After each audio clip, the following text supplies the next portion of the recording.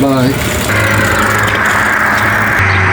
Good morning, guys. Ang aga pa lang umalis ni Mama. Taga-tagal din kasing hindi siya nakabisita sa aking sister-in-law. Wala yung sasakyan. Kakagising lang namin ni Habi. Thursday ngayon. Tapos, kahapon nag-start yung school ng mga bata after 1 week bakasyon. Kailangan ko na mas lang gisingin. Yan si Dio. Katiyo siya.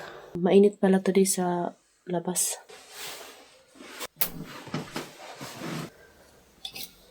Since nanganak ako, guys, hindi na uso sa akin yung gumamit ng suklay. Nagsusuklay lang ako kapag umaalis kami ng bahay. Pero pag dito sa bahay lang, matik na yan.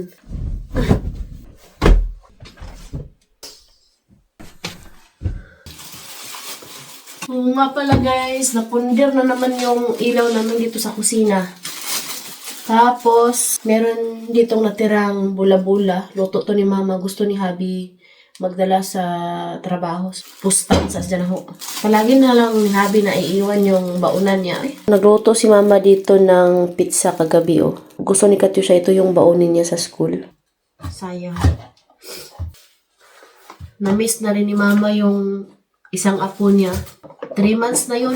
Mahagwa-hagwaan na ni mo ba? Tapos na si Edie mag-toothbrush at maghilamos. Prepare na si Habi para pumasok. Bye!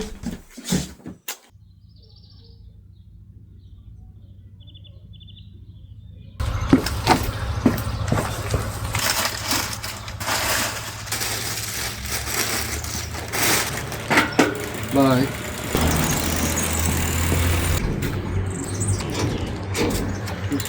Bye. Bye. Love you too. Ang ganda ng araw. Ngayon naman, ihahatid ko si Edie. Pero tapos na siya. Nintay ko na lang yung oras. Tapos after, gigisingin ko si Katyusha para makapag-prepare din siya ba. Katya, prepare now.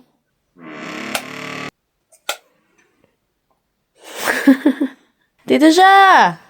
Yan si Edie. Pinapanood ko muna siya ng YouTube. Good morning, ate. Mommy, how you change ED? Ako naman dito, guys, dahil tanaw ko lang yung school ng mga bata. So, tinitingnan ko muna dito kung ando na ba yung teacher at yung mga classmate ni Edie.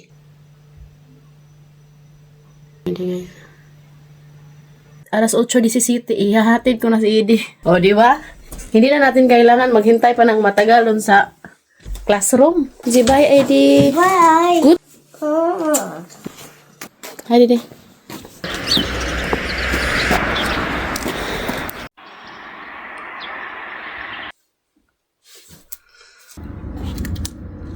Diligan ko lang yung pichay na gisabod ko doon, guys.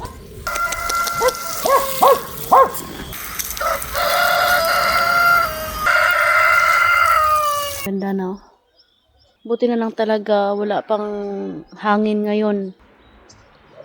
Ito yung pamparelax ko sa umaga. Pasok na ako sa loob ng bahay kay grabe yung init today. Makalagpas na sa buko-buko. Thank you po sa inyong lahat sa pagsuporta sa amin. We love you and God bless everyone. Bye!